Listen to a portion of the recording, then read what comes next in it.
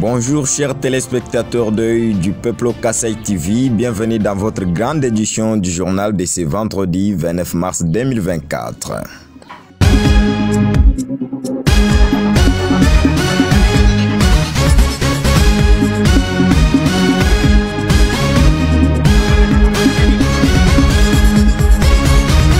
Commençons ce journal par le Nord Kivu où 4 femmes rwandaises en situation d'irrégularité ont été arrêtées dans une bande criminelle de plus ou moins 79 bandits par la police nationale congolaise. Plus de détails avec notre correspondant Josué Bumvagato depuis Goma. Ce jeudi 28 mars 2024, il s'est observé un joli coup défilé des 76 présumés criminels qui opèrent dans la ville de Goma à travers le service spécialisé de la mairie de Goma.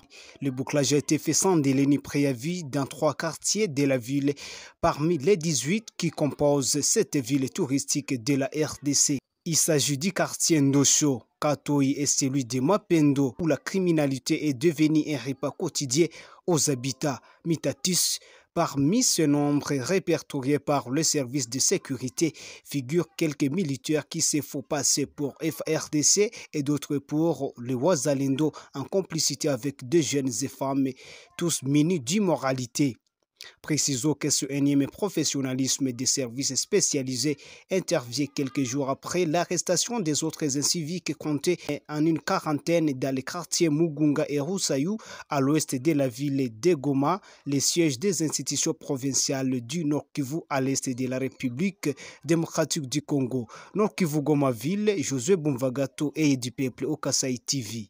Toujours au Nord Kivu, les positions des FRDC sur la colline de Matia visées par des bombes le matin de ce jeudi 28 mars 2024. Au total, des bombes viennent de tomber à Saké où sont installés nos jeunes patriotes d'Iwazalendo et nos FRDC. Et l'autre est tombé près de la maison d'un habitant. Précisons que les bombes n'ont pas fait de dégâts.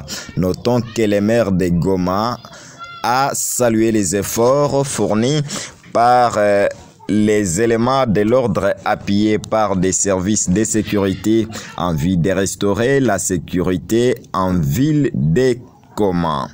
Rendons-nous à présent à Kinshasa. Après 3 jours d'intenses travaux, le Forum national des femmes leaders sous le haut patronage de la première dame Denise Tshisekedi en partenariat avec les bureaux conjoints du chef de l'État tire ses rideaux ce jeudi 28 mars 2024.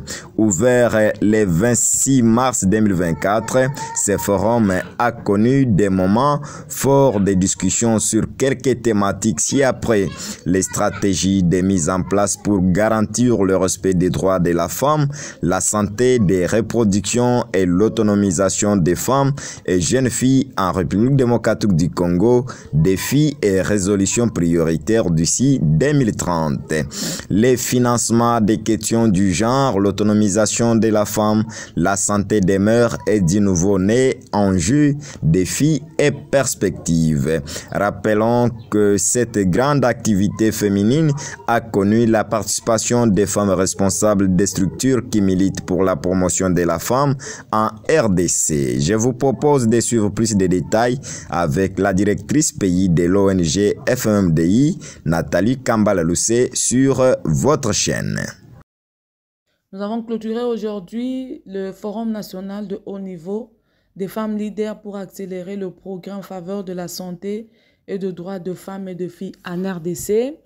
Le forum qui a été organisé par la distinguée première dame et le bureau conjoint de la présidence, ainsi que le gouvernement et les partenaires techniques et financiers.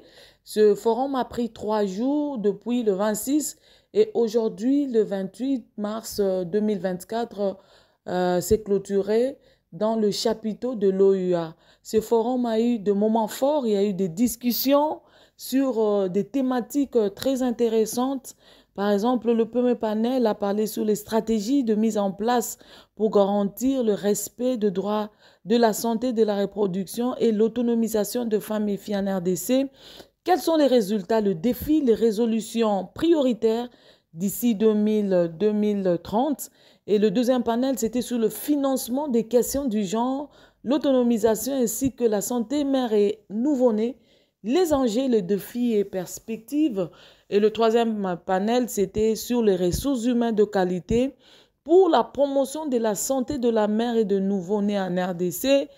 Quelles sont les situations des femmes aujourd'hui, de médecins obstétriciens, des pédiatres, des infirmières ainsi que des anesthésistes?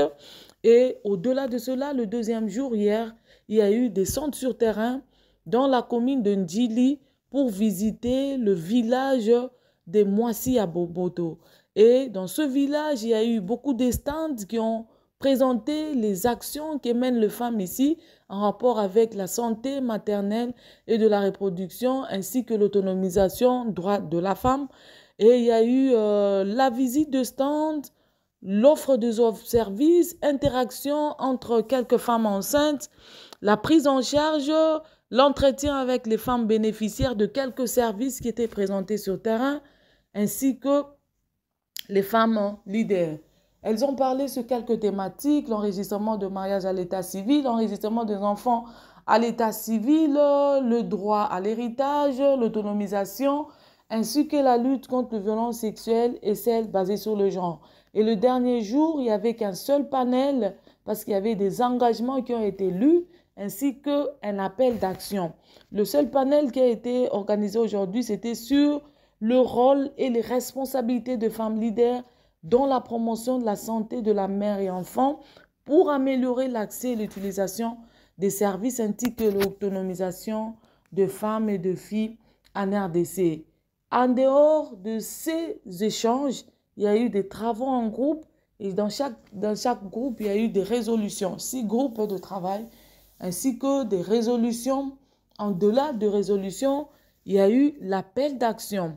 L'appel d'action nous a été lu aujourd'hui, c'était sur le progrès, accélérer le progrès en faveur de l'autonomisation de femmes et la lutte contre la mortalité maternelle et néonatale en RDC. Il y a eu des engagements et au finish, la première dame a lancé le projet « Nous sommes tous égaux », le projet qui a été initié par l'association des épouses ou l'organisation des épouses de première dame de l'Afrique.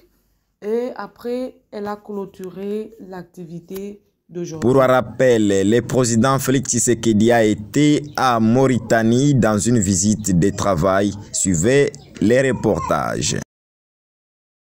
Kinshasa-Nouakchott, c'est un axe qui se reconsolide. La visite d'amitié et de travail ce mercredi 27 mars 2024 du président de la République en Mauritanie est historique. Ce pays islamique de l'Afrique du Nord-Ouest n'avait plus accueilli un chef d'État de la RDC depuis maintenant un demi-siècle. À l'aéroport international de Nouakchott, les décors étaient à la hauteur de l'événement. À sa descente d'avion, Félix-Antoine Tshisekedi a été accueilli par Mohamed Ould Ghazouani, président de la République islamique de Mauritanie et président en exercice de l'Union africaine, qui a fait le déplacement de l'aéroport.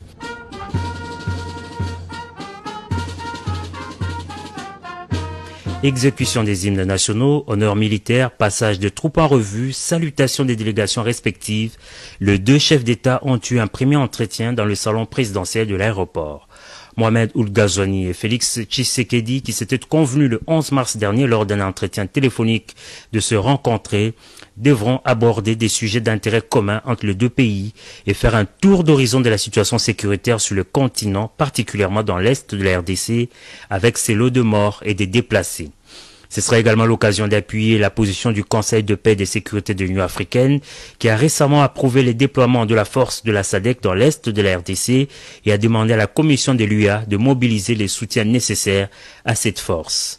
Un tête-à-tête et une réunion bilatérale sont annoncés dans la soirée au palais présidentiel de Nouakchott.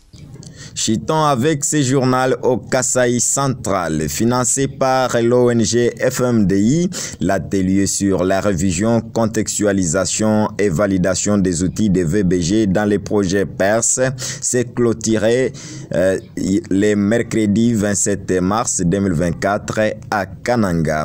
Cet atelier a bénéficié de la participation des représentants des organisations de la société civile, membres du souk listé VBG, notamment Viboza, CPO, ONG, FMDI, MAC et NAV, Caritas et la division du genre, famille et enfants, escadron de la police de protection de la femme et de l'enfant, avec les soutiens financiers des FMDI sous la coordination de Madame Angélique Songwe Dikoum, coordonnatrice du souk listé VBG, sous l'égide de l'UNFPA RDC. Signalons que la délégation des FMDI était représentée par Marie-Claire Mbia, chef de projet, et l'ingénieur Joseph Mwamba Sombamanya, chargé de suivi et évaluation.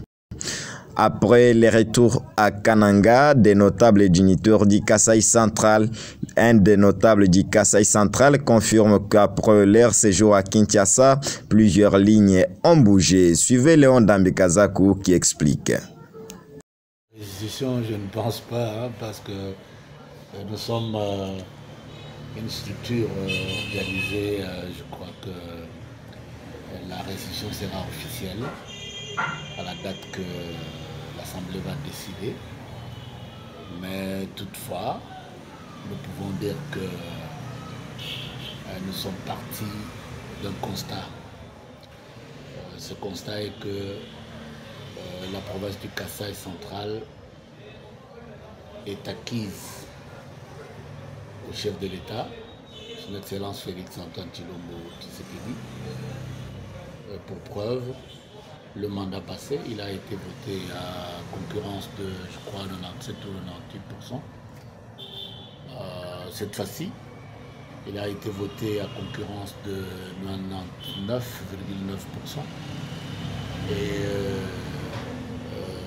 tous les députés nationaux qui ont été votés sont de l'Union sacrée, comme les députés provinciaux aussi sont tous de l'Union sacrée. C'est-à-dire qu'il n'y a pas d'opposition au Kasaï central. C'est pourquoi nous nous sommes dit que comme la législature passée, le mandat passé, il n'y a eu rien qui a été inauguré. Parmi les grands problèmes que nous attendions, alors cette fois-ci, si on croise les bras, on risque de connaître encore cette impasse. C'est pourquoi l'Assemblée du Forum des notables et dignitaires du Kasaï central avait décidé que ceux des notables et dignitaires qui ont le moyen de se payer le billet pour aller à Kinshasa peuvent le faire, parce que l'idée était que l'on puisse remettre le mémorandum entre les mains du chef de l'État et lui parler de vive voix. C'était ça l'idée du forum. C'est ainsi que ceux qui étaient prêts pour cela sont allés à Kinshasa. Le total de personnes, c'était 28 personnes qui sont allées à Kinshasa pour pouvoir faire cela. Et nous sommes allés, nous avons rencontré plusieurs personnalités. Et au finish, nous avons été reçus par le haut représentant du chef de l'État. C'est à lui que nous avons remis le mémorandum pour pouvoir remettre au chef de l'État. Et c'était chose faite le même jour, parce que le haut responsable avait appelé le cordeau du forum pour le signifier.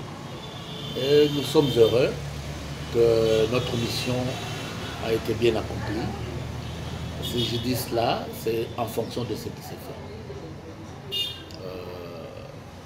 Nous avons, pendant que nous étions encore en train de faire toutes ces démarches, nous avons réussi à ce que l'entreprise TOA soit évaluée. Cette évaluation devait aboutir à la résiliation pure et simple du contrat et à la restitution de fonds par rapport à l'évaluation. C'est vous dire que pour ce qui est de la route Kalambambouji, ce projet a été intégré dans le 5e avenant du contrat sino-congolais. C'est un travail qui va se faire dans 5 ans. C'est-à-dire pour que ça se termine, c'est dans 5 ans, mais les travaux peuvent commencer d'ici un trimestre. C'est la fin de cette session du journal vous présenté par Jonas Ngondo. Abonnez-vous massivement sur votre chaîne Œil du Peuple et partagez.